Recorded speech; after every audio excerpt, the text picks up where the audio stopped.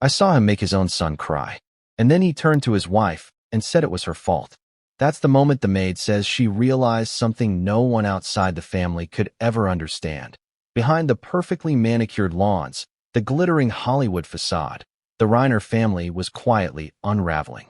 Rob Reiner, the filmmaker celebrated for his films, his charm, his public persona, was not the man the world thought he knew. Or at least, that's what the former maid alleges. She says she witnessed the man the world adored, the man who seemed larger than life, wielding control in ways that left scars invisible to the public eye. Before we continue, please hit the like button, subscribe to the channel, and turn on the notification bell for updates. It's shocking. It's hard to reconcile the image of a Hollywood icon with whispers of cruelty. But according to someone who spent years walking the halls of the Reiner estate, seeing the family behind closed doors, what happened inside that mansion tells a different story.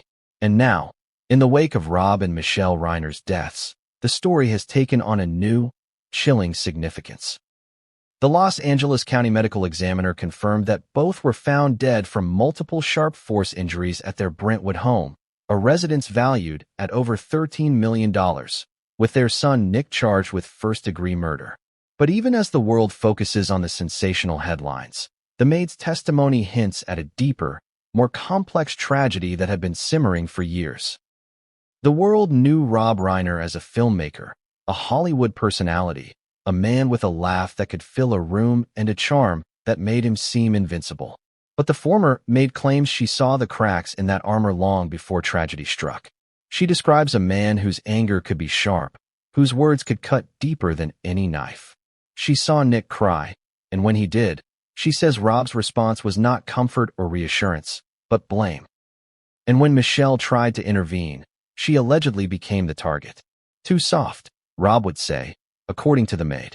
The phrase echoed through the hallways, a mantra of judgment that turned love into tension and home into a battleground. It's difficult to describe the sense of unease she says permeated the house. Every room, she recalls, seemed to carry an invisible weight, a mix of expectation, frustration, and fear. Even the smallest disagreements could escalate into accusations and verbal punishments. The maid's recollections are vivid, precise, almost cinematic. The way Rob would pace, the tone in his voice, the moments when Nick's small sobs would pierce the silence. And then the blame would shift. Michelle, in her role as wife and mother, would be caught in the crossfire, responsible not for the actions she took, but for the emotions that Rob refused to own. Some might question whether these memories are tinted by personal perspective or perhaps colored by resentment or distance. But there's an undeniable consistency in her recounting, an intensity that makes one pause. If true, her testimony complicates the narrative the public has been given, that Rob Reiner was the victim of his son's alleged actions. Instead, it paints a portrait of a family caught in a long, tangled web of tension and dysfunction. A web that may have been invisible to outsiders, but was painfully clear to someone living within the household. And it's that tension, she says, that set the stage for a tragedy that would shock the world. Imagine, for a moment, living under the same roof with someone who could turn your smallest gestures into sources of conflict, where even tears could be twisted into evidence of failure, where the weight of blame was never evenly distributed, and where love was conditional, measured, and often weaponized. The maid's accounts suggest that this was the Reiner household, a place where appearances mattered, but where the emotional undercurrents were fraught with danger. And yet, from the outside, no one could see it. From the outside, it was a perfect home in a perfect neighborhood, a Hollywood family that seemed untouchable. That contrast, the gulf between perception and reality, is central to understanding the story that unfolds. It's also a story about human complexity. Rob Reiner was a man capable of brilliance, of warmth, of creating stories that moved millions. But he was also, according to the maid, capable of cruelty, of manipulation, of turning his authority into a tool that left others hurting. How do we reconcile these conflicting truths? Can a person who creates beauty also inflict harm? The maid's testimony suggests that the answer is yes, and that the world often sees only what it wants to see. Now, as the investigation continues into the deaths of Rob and Michelle Reiner, The Maid's story adds another layer of urgency. It challenges assumptions, complicates narratives, and forces us to ask uncomfortable questions. How did a family so seemingly perfect reach the point of such unimaginable tragedy? How long had the emotional dynamics she described been at play, simmering under the surface, unnoticed by neighbors, friends, and even extended family? And what role, if any, did these patterns play in the events of that fateful night? To understand the full story, we must step inside the house, into the rooms where these dynamics unfolded. We must listen to voices that were never meant to be heard, and examine the tension between perception and reality. And we must confront the possibility that what looks like a simple case of violence may be rooted in years of psychological strain, manipulation, and unspoken conflict. The Maid's observations are a key to that understanding, a lens that, until now, has remained hidden. It's important to remember that her account does not absolve anyone of responsibility, nor does it provide a complete explanation for the events that occurred. But it does offer context, insight, and a glimpse into the private struggles of a family whose story has captivated and horrified the public. And it forces us to confront uncomfortable truths about power, control, and the complexity of human relationships, even in the most seemingly glamorous households. Every anecdote she shares, every description of Rob's behavior, adds to a mosaic of tension and unease. She remembers arguments that erupted over small, mundane issues, only to escalate into broader accusations. She recalls moments of tenderness overshadowed by harsh judgments. And she describes an atmosphere where the emotional burden was rarely shared equally, leaving Nick and Michelle to navigate the consequences of Rob's volatile temperament. Even as the world mourned Rob and Michelle, the Maid's recollections serve as a reminder that public grief often obscures private struggles. The headlines report deaths, charges, and sensational details, but the emotional reality within the household is far more nuanced and far more disturbing. It's the story behind the story, the hidden currents that shaped the family dynamic and, ultimately, the tragedy that unfolded. So, as we begin to unpack the events leading up to that fateful night, it's crucial to hold on to the Maid's perspective. Her testimony is not just a set of anecdotes. It is a thread that runs through the fabric of this story, revealing patterns, behaviors, and tensions that may help explain what, to the outside world, seems inexplicable. And as we dive deeper, you will see that every detail she recounts, every cry, every accusation, every quiet moment of fear, connects to the broader narrative, building toward a climax that was both shocking and, perhaps, tragically inevitable. I always thought they had it all. The Maid begins, her voice steady but tinged with disbelief. The house, the money, the image, from the outside, it looked perfect. But perfection can be a mask, and in that house, it hit a storm. Hollywood is a world obsessed with appearances. Red carpets, glossy magazine spreads, and carefully curated social media feeds create an illusion of flawlessness. Rob Reiner, celebrated filmmaker, actor, and public personality, seemed to embody that ideal. He was a household name, a man whose laugh and charm could light up a room, whose films entertained millions.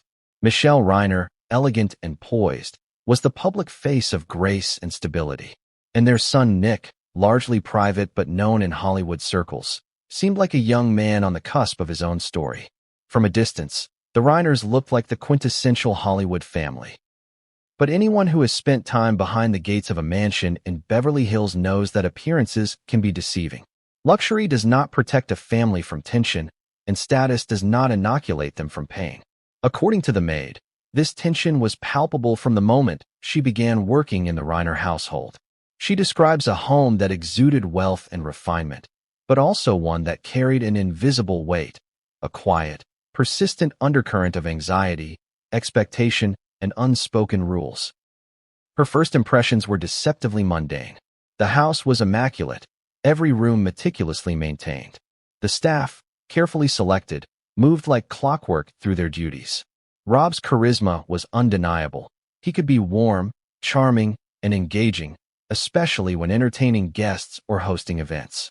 Michelle was gracious and attentive, often trying to mediate between the household staff and Rob's sometimes unpredictable moods. On the surface, everything seemed normal.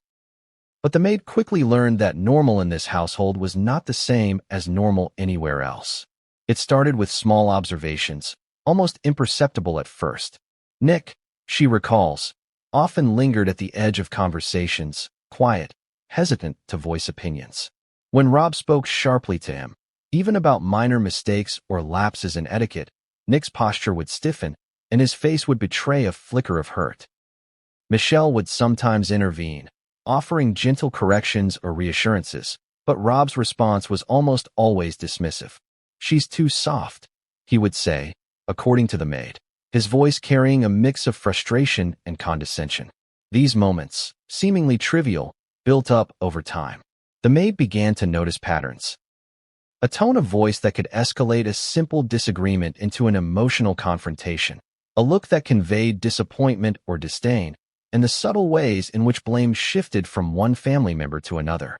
She watched as Nick's small acts, forgetting to do something, speaking out of turn, showing emotion, were magnified into lessons about weakness or failure.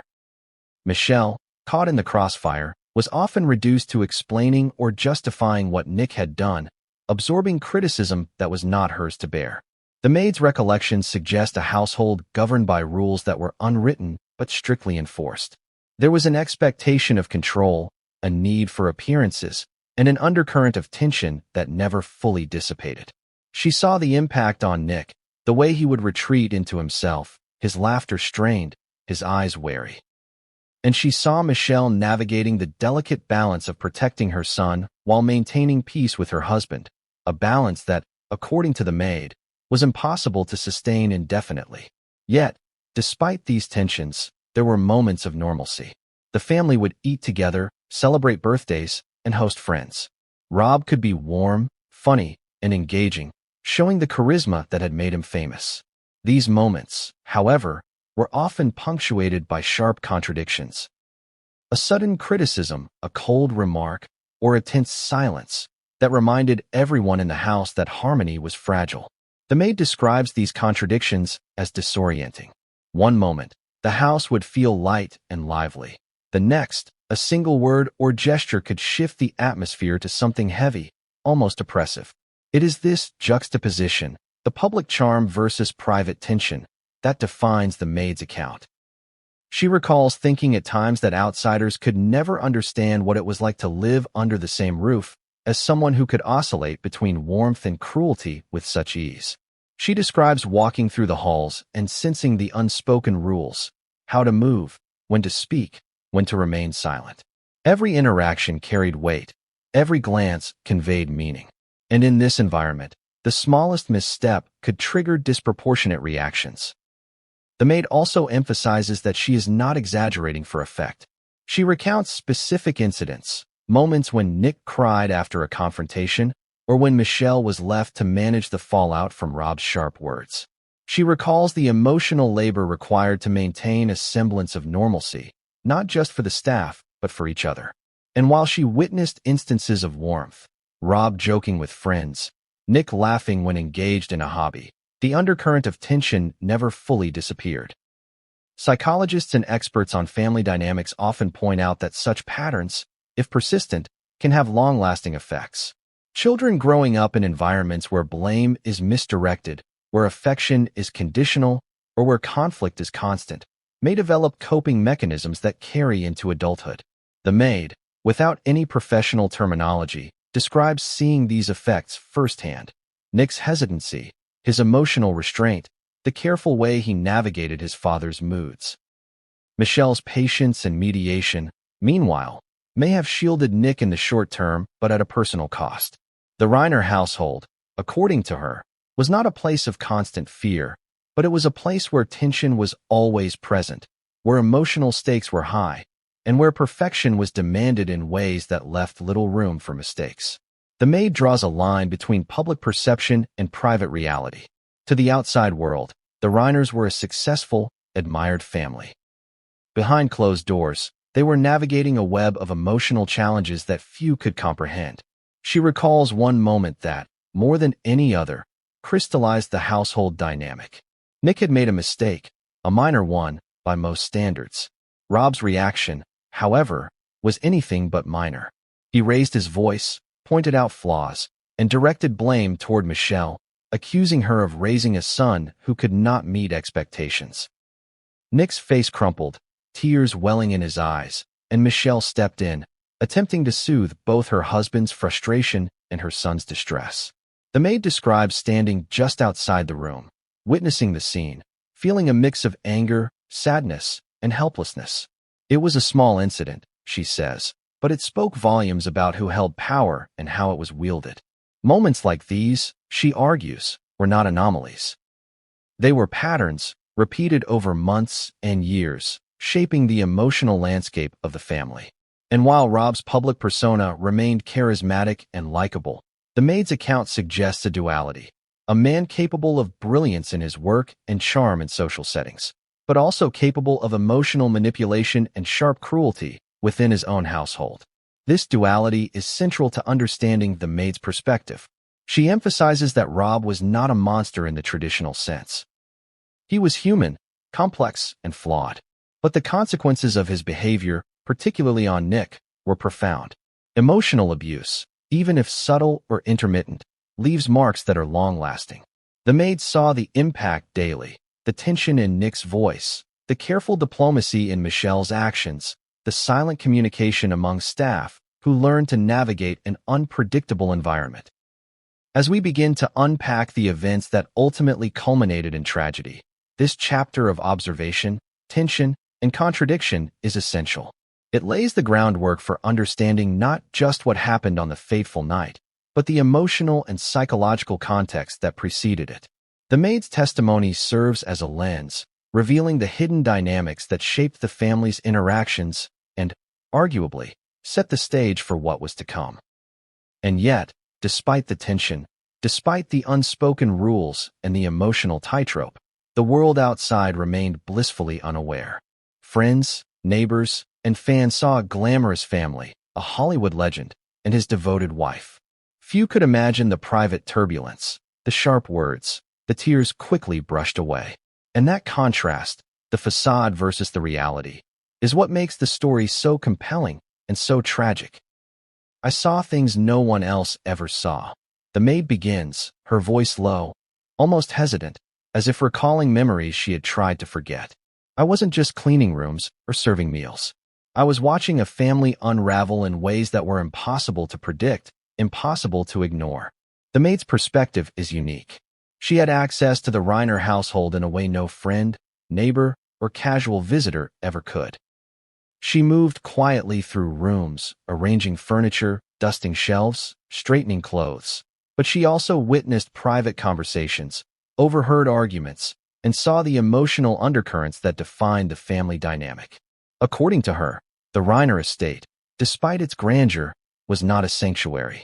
It was a stage for performances of control, manipulation, and subtle, pervasive tension.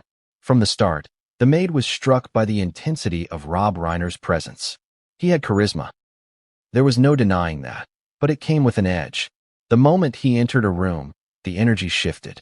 Staff straightened, conversations softened, and even Michelle and Nick became cautious. He could be charming, engaging in witty banter or sharing a laugh with a friend, but the warmth was often fleeting. Beneath the humor, the maid says, there was a calculating sharpness, a watchfulness that kept everyone on edge. Her most vivid recollections center on interactions with Nick. The maid describes a young man who carried himself carefully, speaking only when spoken to, responding with measured gestures. Rob's criticism, even when minor, had a magnified impact. She recalls incidents where Nick was scolded for small errors, forgetting a date, misplacing an item, or showing emotion, and the consequences were disproportionate. Tears were not merely tolerated, they were dissected, analyzed, and, in some cases, used as evidence of failure or weakness. Michelle, meanwhile, often became collateral damage, blamed for raising a son who did not meet her husband's expectations. I saw him make Nick cry, the maid says, pausing as if the memory still hurts. And then he turned to Michelle and said it was her fault. She was too soft. She hadn't done enough to prepare him for the real world. These moments, she emphasizes, were not isolated. They were patterns. patterns that unfolded repeatedly over years, shaping Nick's behavior, his emotional responses, and even his relationship with his father. The maid recalls how the family members learned to navigate these dynamics instinctively. Nick by retreating inward, Michelle by mediating, and Staff by walking on eggshells. The atmosphere, she explains, was tense but disguised behind the veneer of wealth and normalcy. It wasn't just verbal interactions that left an imprint. It was the subtle ways power was exercised. The maid noticed how Rob could manipulate situations to his advantage, using charm or criticism strategically to assert control. She observed him twisting conversations, reframing events, and sometimes outright denying actions in ways that left Michelle and Nick questioning themselves. Gaslighting, she says, was a common thread, small, insidious manipulations that slowly reshaped perceptions of reality. Despite the tension, there were moments that seemed almost ordinary, moments that contrasted sharply with the hostility. Family dinners could be lively. Holidays were celebrated with laughter, music, and carefully curated joy. Guests were entertained, and Rob's public persona shone brightly. But these moments, she stresses, were fleeting and carefully managed. Beneath them lurked the same patterns of criticism, expectation, and emotional manipulation. The maid recalls the dissonance vividly. They'd laugh, and 5 minutes later, the tension would return, like a storm cloud hiding behind the sun. She also recounts instances where Rob's control extended to Michelle's behavior. If Michelle attempted to defend Nick or assert her own perspective, she would be subtly undermined, told she was overreacting, or accused of being too lenient. The maid describes a moment when Michelle tried to intervene during one of Rob's sharp criticisms. He dismissed her, blaming her softness for Nick's reaction, effectively turning a loving mother into the scapegoat for a child's emotional pain. The maid's words make clear that this was not cruelty in the heat of anger. It was deliberate, repeated, and patterned behavior. The psychological impact on Nick, she observed, was profound. She noticed how he learned to anticipate his father's moods, how he would shrink or retreat to avoid conflict, how he internalized blame even when he had done nothing wrong. She saw his small victories, moments of autonomy or self-expression, often followed by immediate correction or criticism. According to the maid, these cycles were relentless and exhausting, creating an environment where emotional strain was constant. And yet, the maid stresses, Rob was not a monster in the simple sense. He could be warm, funny, and engaging, especially in public settings. The duality, the public charm and private cruelty, made his behavior even more confusing and difficult to navigate. Staff learned to read the room, to anticipate tension, to walk the line carefully. Michelle learned to mediate and manage the fallout. And Nick learned to survive quietly, concealing the emotional impact of his father's actions behind a veneer of composure. The maid's account also includes disturbing recollections of specific incidents. She remembers one evening when an argument escalated over something minor, a misplaced document or forgotten task. Rob's reaction, she says, was disproportionate, turning a simple mistake into a full-blown emotional assault. Nick's response was immediate: tears, a lowering of the head, a silent plea for reprieve. Michelle stepped in, trying to de-escalate, but Rob's sharp words redirected blame toward her. The maid watched silently, helpless but observant, as the dynamics she had come to understand played out in real time. She emphasizes that these incidents were not merely emotional. They shaped the daily reality of the household. Staff routines were influenced by Rob's moods. Conversations were measured to avoid triggering criticism. Small acts of care or affection were tempered by caution. Even the mansion itself, with all its luxury, became a stage where every gesture, every word, every emotion was scrutinized. The maid's story challenges the narrative many may have accepted, that Rob Reiner was a victim of his son's actions, or that the family dynamic was simple and straightforward. Instead, she presents a picture of complexity, of emotional tension, and of control exercised through subtle but persistent means. According to her, understanding this dynamic is essential to grasping the events that later unfolded. Without this context, she argues, the tragedy can only be seen in isolation, stripped of the patterns and pressures that may have contributed to it. Her perspective also highlights the role of bystanders, or in this case, the household staff, as witnesses to private struggles. While staff members typically occupy invisible roles, their observations can reveal truths that outsiders rarely see. In the Reiner household, the maid's observations offer a window into behaviors and interactions that were carefully concealed from the public eye, creating a record of tension, fear, and emotional complexity that is otherwise inaccessible.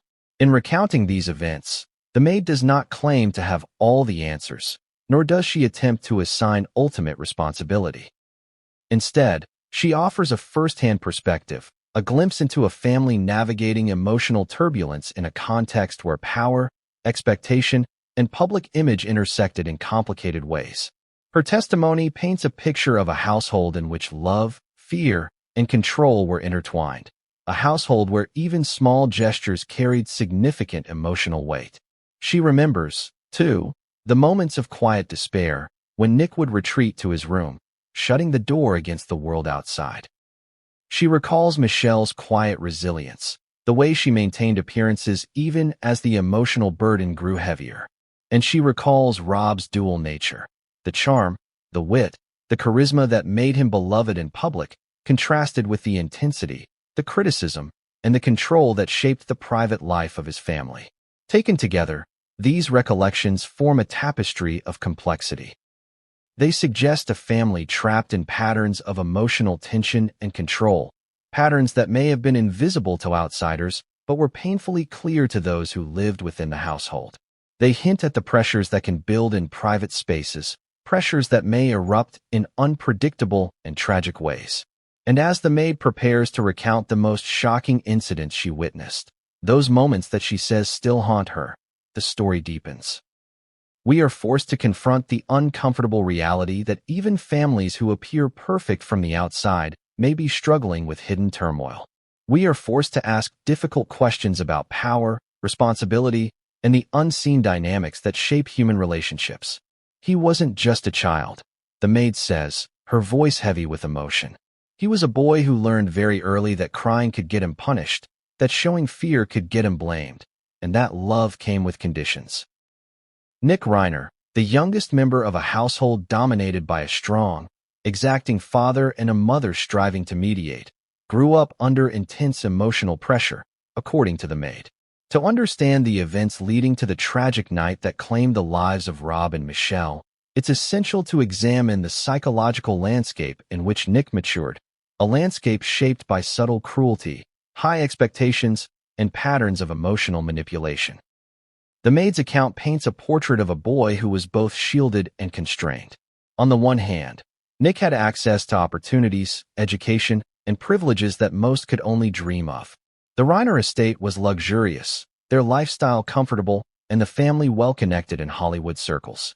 On the other hand, this comfort existed alongside a persistent undercurrent of tension. An emotional environment in which mistakes were magnified, emotions were policed, and parental love was often conditional. One of the earliest patterns she observed was the way Rob responded to Nick's emotions. Tears, expressions of frustration, or even simple hesitation were rarely met with understanding or comfort. Instead, they were reframed as shortcomings, failures, or weaknesses. I saw him cry, and then Rob would blame Michelle for not raising him properly, the maid recalls. It was like the blame could never stay where it belonged. It always had to be redirected. Someone had to carry the weight, and it was never Rob. The maid describes how these experiences shaped Nick's behavior.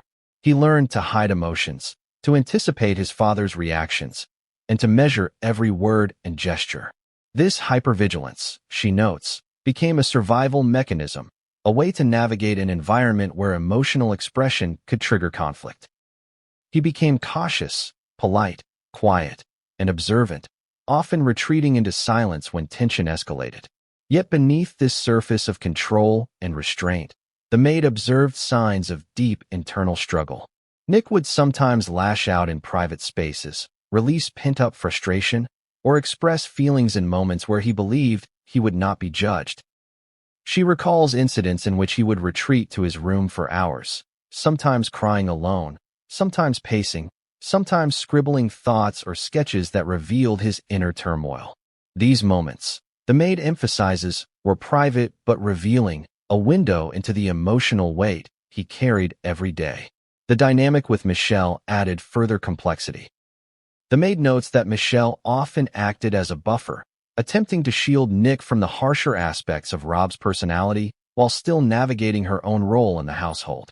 Michelle's interventions were sometimes effective, sometimes not. The pattern of criticism and blame persisted. According to the maid, this dynamic placed enormous pressure on Nick, who had to interpret both the expectations of his father and the protective instincts of his mother simultaneously. The result was a psychological balancing act, fraught with anxiety and uncertainty. The maid also observed how minor incidents could escalate rapidly.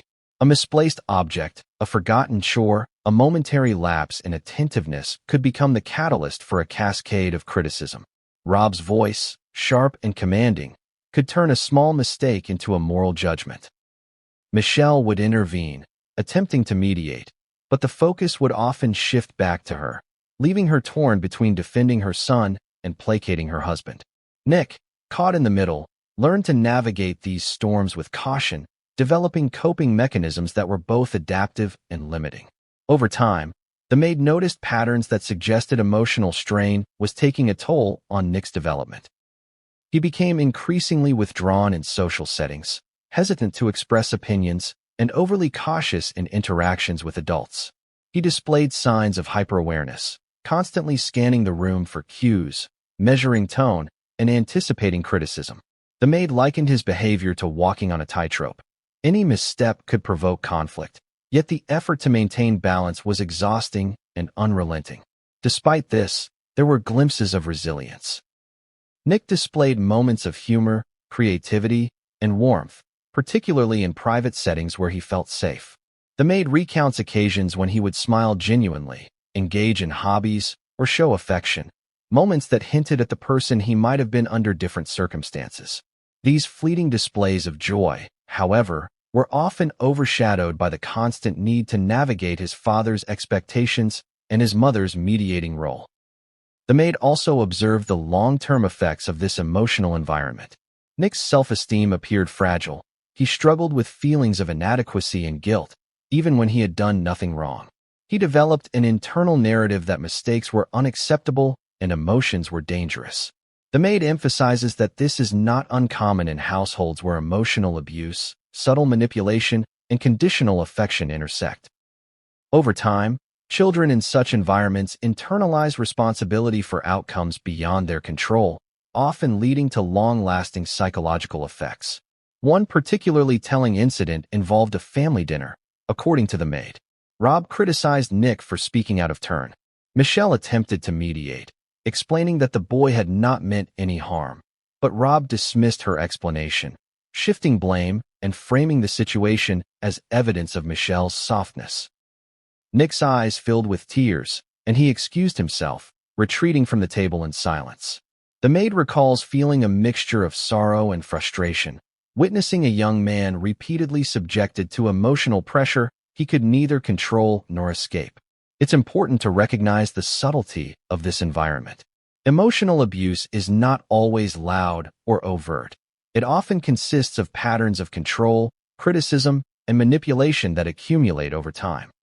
The maid's observations illustrate how these patterns played out in the Reiner household, creating a climate in which Nick's development, emotional stability, and sense of self were constantly tested. The maid also emphasizes that Rob was not consistently harsh. There were moments of warmth, encouragement, and praise. However, these moments were interspersed with criticism and control, creating an emotional landscape that was unpredictable and, at times, destabilizing. The duality of affection and criticism, reward and blame, contributed to a sense of uncertainty and hypervigilance for Nick. Beyond the immediate family, the maid noticed how this tension extended to the household staff. Everyone learned to anticipate Rob's moods, to moderate their own behavior, and to avoid actions that might provoke criticism. Nick, immersed in this environment from a young age, internalized similar patterns. He learned to monitor not only his own behavior, but also the emotional climate of the house, constantly adjusting to maintain a fragile equilibrium. The maid's observations offer a lens into the hidden pressures that shaped Nick's emotional life. They reveal a young man navigating a complex web of expectations, criticism, and conditional affection, a web that may have contributed to his responses as an adult. Understanding this context is essential to grasping the dynamics of the Reiner family, the tension within the household, and the circumstances surrounding the tragic events that followed. And yet, despite all of this, Nick's story is far from complete. The emotional toll, the lessons learned in silence, and the coping strategies he developed are only one part of a larger, more complex picture.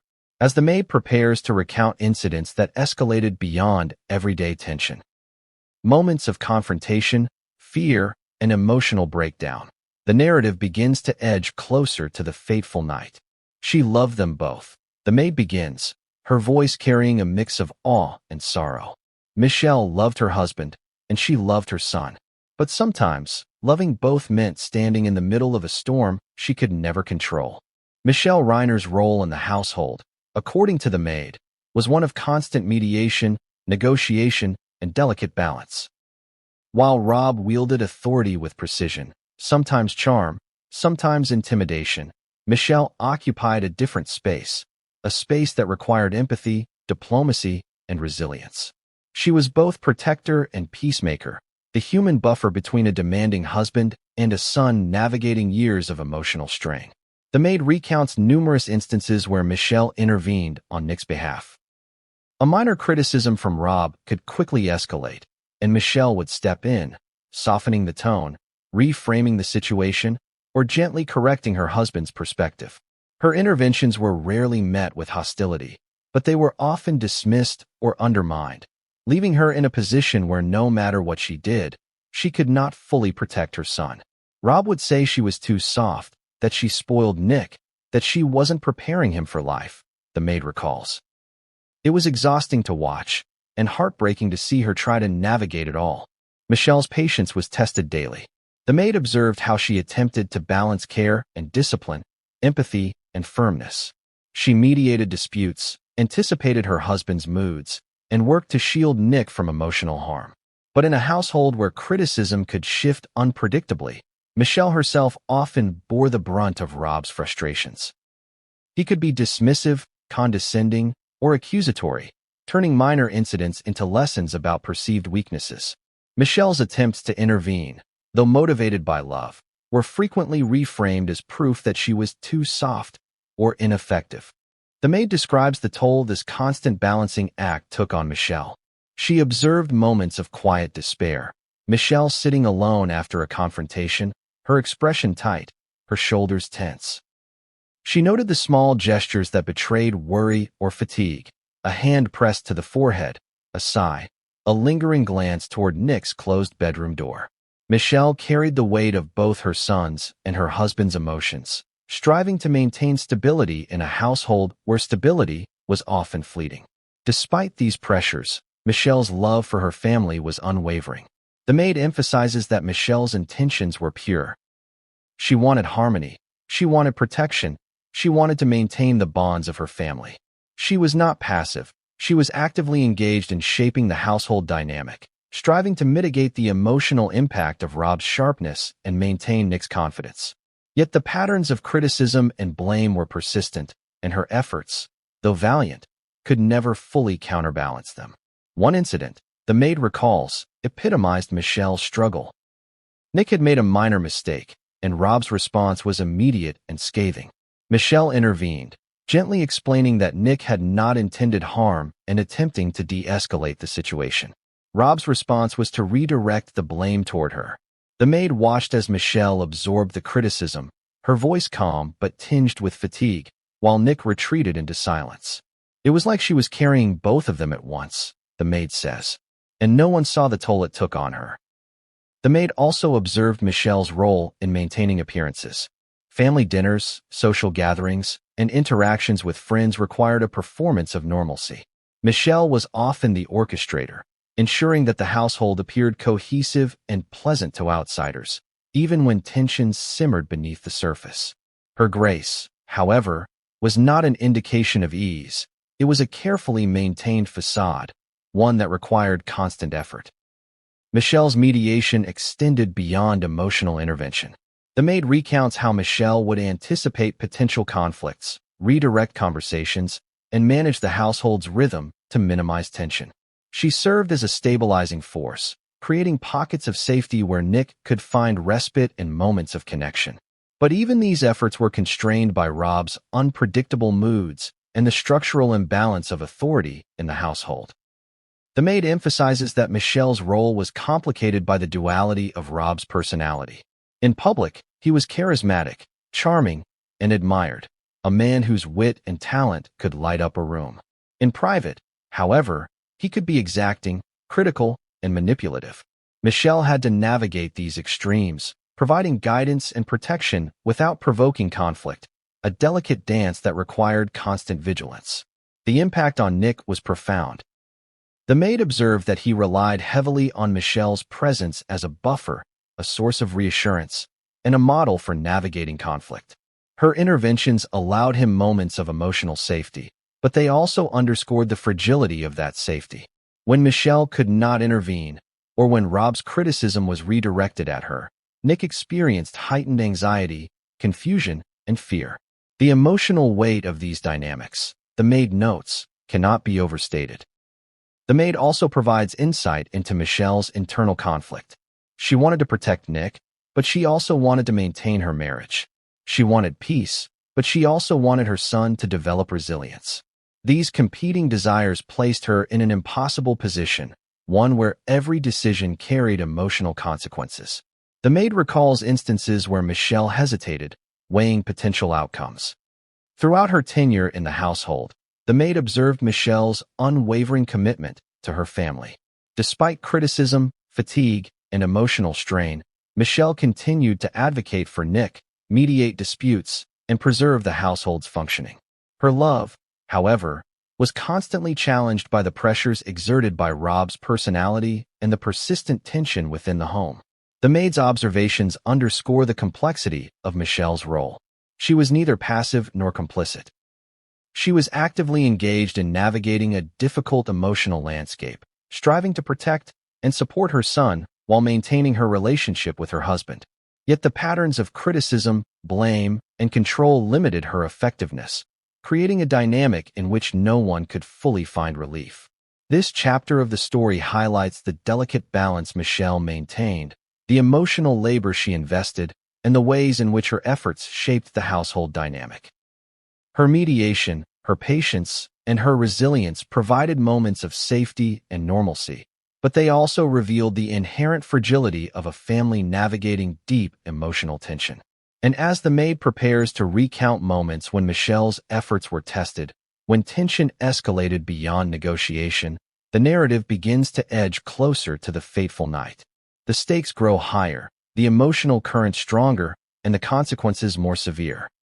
The house looked perfect, the maid says, her voice quiet but edged with intensity. From the outside, the lawn was pristine, the gates secure, the architecture flawless. But inside, the walls held stories that no one could imagine. The Reiner estate in Brentwood was more than just a luxurious home. It was a fortress of appearances.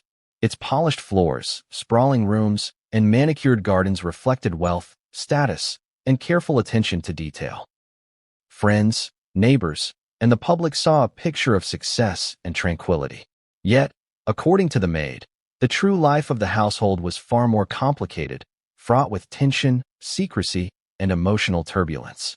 The maid recalls first stepping inside the house and being immediately struck by the contrast between its grandeur and the atmosphere she sensed. The living spaces were immaculate, every object in its place, every surface shining. But there was an intangible weight, a quiet tension that seemed to hang in the air. Conversations were measured, movements were calculated, and the rhythm of the house was dictated as much by the moods of its residents as by any schedule or routine.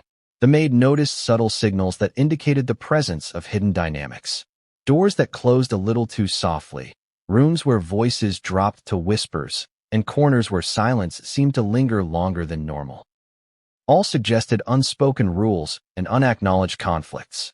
She learned to read these signals over time, recognizing when a small incident might spark tension or when a room held the remnants of a recent argument. Every detail mattered, every nuance carried weight. One of the most striking aspects, the maid says, was how secrets were embedded in the very layout of the house. Private spaces, bedrooms, offices, guest quarters, became sanctuaries, but also repositories for tension. Certain rooms were charged with the residue of conflict, the echo of a raised voice, the lingering sense of blame, the invisible imprint of fear. Even spaces designed for comfort, like the living room or family areas, were not immune. The maid describes entering these rooms and feeling a subtle pressure, a sense that every action and word was being silently judged. The maid's perspective also reveals the way emotional power was exercised through space. Rob could command attention not only through his words, but through presence. Walking into a room could shift the energy, making staff, Michelle, or Nick instinctively adjust their behavior. Chairs were moved to accommodate his preference, schedules were subtly rearranged, and even silence became a tool for control. The mansion, in effect, was an extension of his personality, elegant, imposing, and exacting.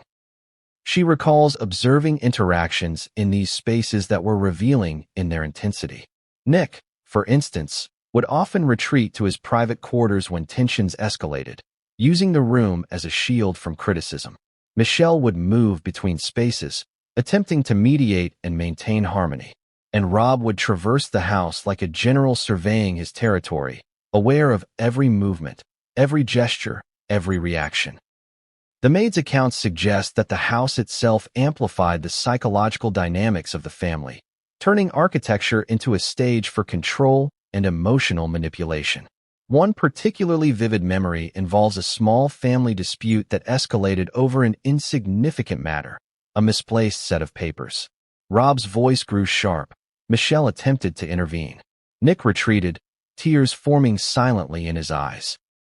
The maid watched from a hallway, feeling both helpless and alarmed at the intensity with which the tension unfolded.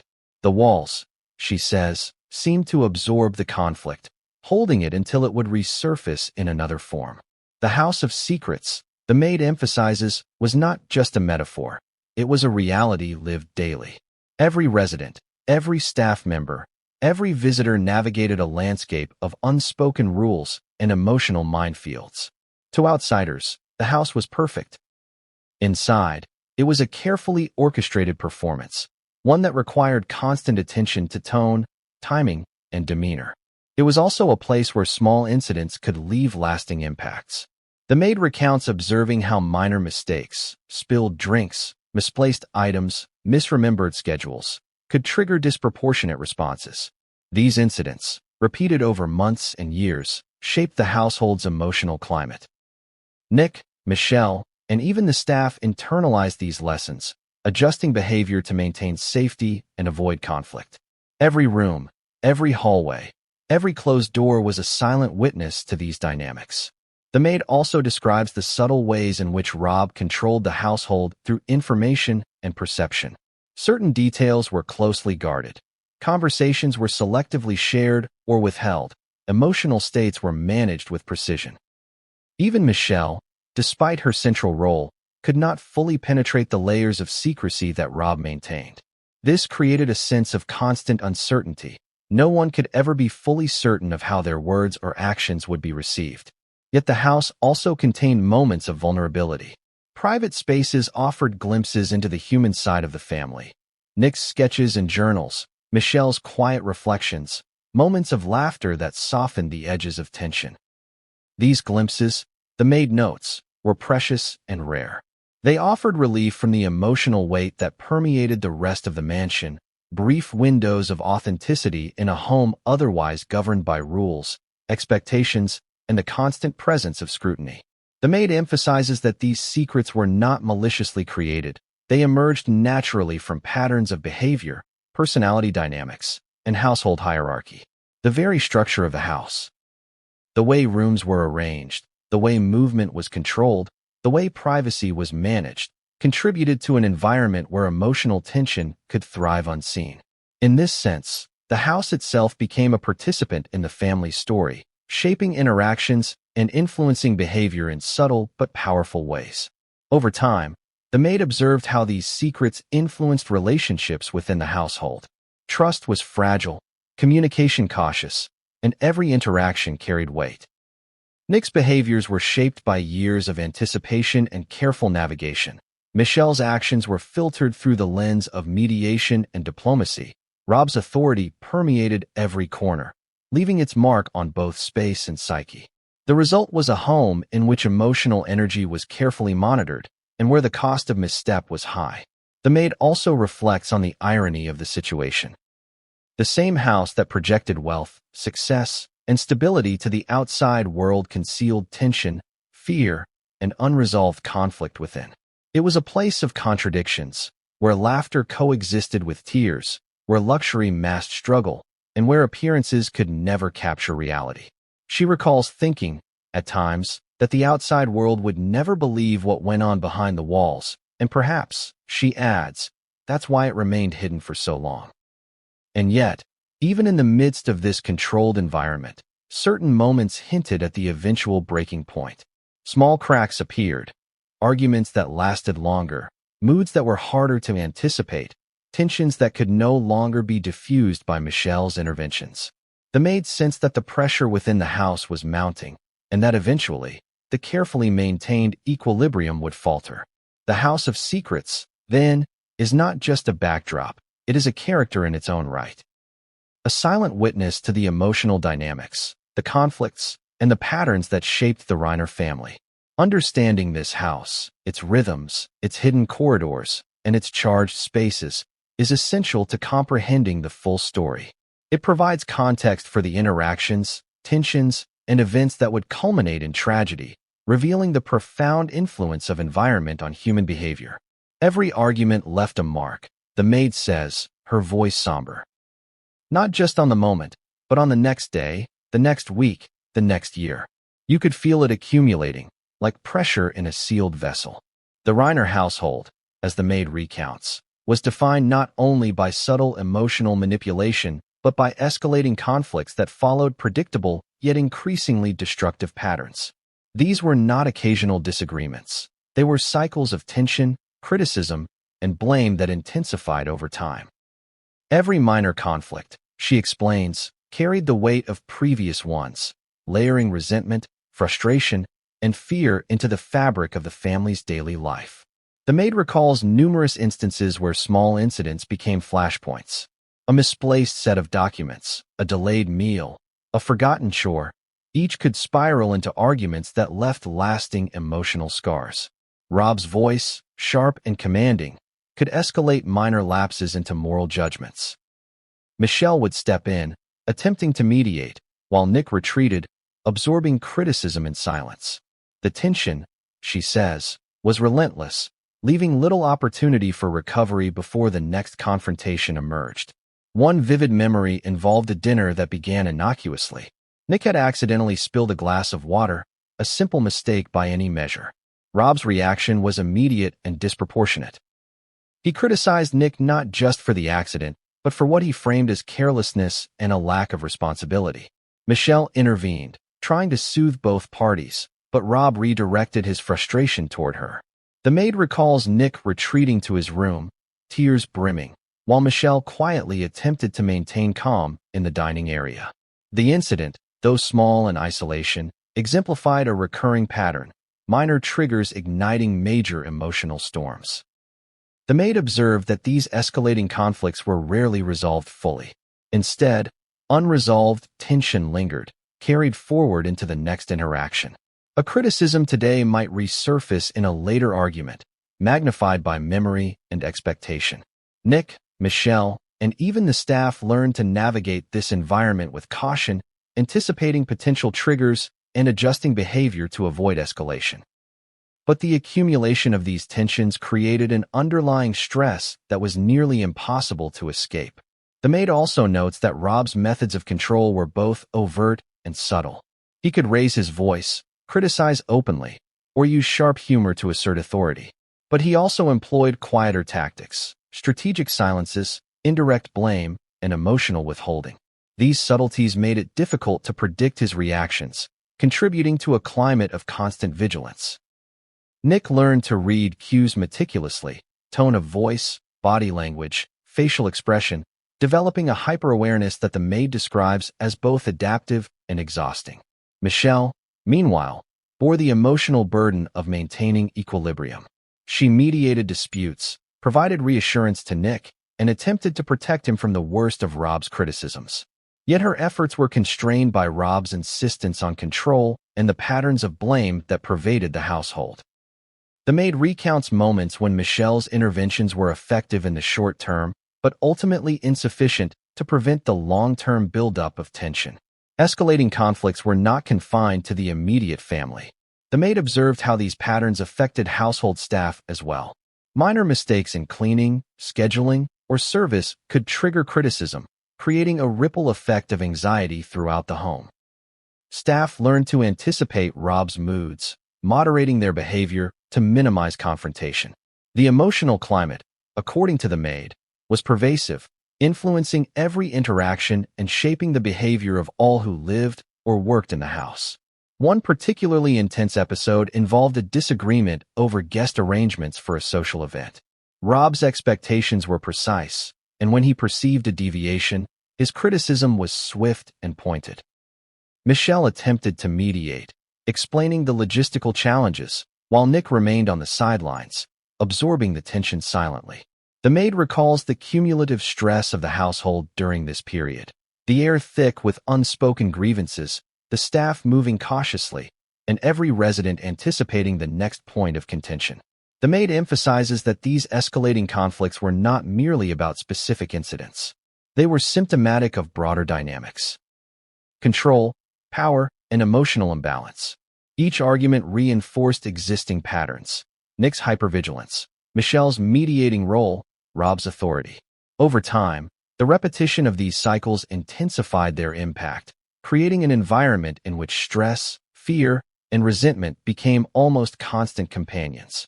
She also notes the emotional toll on Nick specifically. The accumulation of minor and major conflicts shaped his internal world, contributing to anxiety, self-doubt, and emotional suppression. He learned to manage his emotions carefully, hiding frustration, sadness, or fear to avoid triggering further criticism. This pattern, the maid observes, had long-term implications for his sense of self, his coping mechanisms, and his relationship with both parents. The maid recalls one of the most striking examples of escalation. A conversation about finances, a topic that might have been routine in any household, turned into a confrontation over responsibility, parenting, and perceived failures. Rob's criticism was sharp and personal. Michelle attempted to mediate, and Nick withdrew, his emotional response intense but silent. The maid watched as the tension unfolded, recognizing a pattern that had repeated countless times. Minor disputes escalating into major emotional events, leaving long-lasting effects on the household dynamic. She emphasizes that these conflicts were never isolated events. They were part of a continuum. Each argument, each criticism, each redirection of blame added to the emotional pressure in the home. Nick's coping mechanisms, Michelle's mediation, and the staff's careful navigation could mitigate the immediate impact, but they could not eliminate the underlying tension. Over time, the pressure built, creating a volatile environment in which even small triggers could have disproportionate effects. The maid also highlights the irony of the situation. The same conflicts that caused stress and tension were often invisible to outsiders. Friends, neighbors, and public observers saw a family that appeared functional, successful, and composed. The contrast between public perception and private reality, she says, was striking, underscoring the hidden complexity of the household's emotional landscape. As the maid's recollections progress, a pattern emerges: escalating conflicts, persistent tension, and the gradual buildup of emotional pressure. This pattern is essential to understanding the broader narrative of the Reiner household, the development of Nick's coping strategies, and the eventual culmination of events that led to tragedy. The cycles of conflict, criticism, and blame created an environment in which emotional strain was constant, resilience was tested, and the potential for breakdown became increasingly likely. And as the maid prepares to reveal the moments when these conflicts reached a critical threshold, when tension escalated beyond repair, when patterns of control and emotional strain collided, the story edges ever closer to the fateful night. I started noticing changes, the maid recalls, her voice low, almost trembling. Little things at first, almost imperceptible, but they were signs that the tension in the house had reached a critical point. Even in households with emotional strain, there are moments when the pressure begins to manifest in tangible ways. According to the maid, these signs were evident in Nick long before the tragic events that would later unfold. He became more withdrawn, more hesitant, and more reactive to the slightest provocation. Michelle, too, exhibited signs of strain, her patience and mediation increasingly tested by repeated conflicts and criticism. And Rob, while outwardly composed, displayed subtle indicators of frustration that went beyond the ordinary stresses of family life. The maid observed that Nick began isolating himself more frequently, retreating to his room for longer periods, and avoiding conversations that might provoke conflict. Even mundane interactions carried weight. A question from a parent could trigger anxiety. A comment from staff could spark unease. His emotional responses were intense but carefully hidden, revealing themselves only in fleeting moments when he thought no one was watching. The maid remembers walking past his room and noticing the silent intensity in his posture. The tension coiled like a spring, ready to release at any moment. Michelle's coping mechanisms were similarly strained. The maid recounts instances where Michelle's interventions seemed less effective, where her calm voice could not quell rising tempers or redirect arguments. She became increasingly aware of the limits of her influence, recognizing that some patterns could not be fully mitigated despite her best efforts. This realization, the maid notes, added to Michelle's own emotional burden, leaving her exhausted and emotionally drained. Rob, meanwhile, continued to exert control over the household, but the maid noticed subtle shifts in his behavior. His criticism became more pointed, his expectations more rigid, and his reactions less predictable. While outwardly maintaining charm and authority, he was, the maid suggests, increasingly reactive.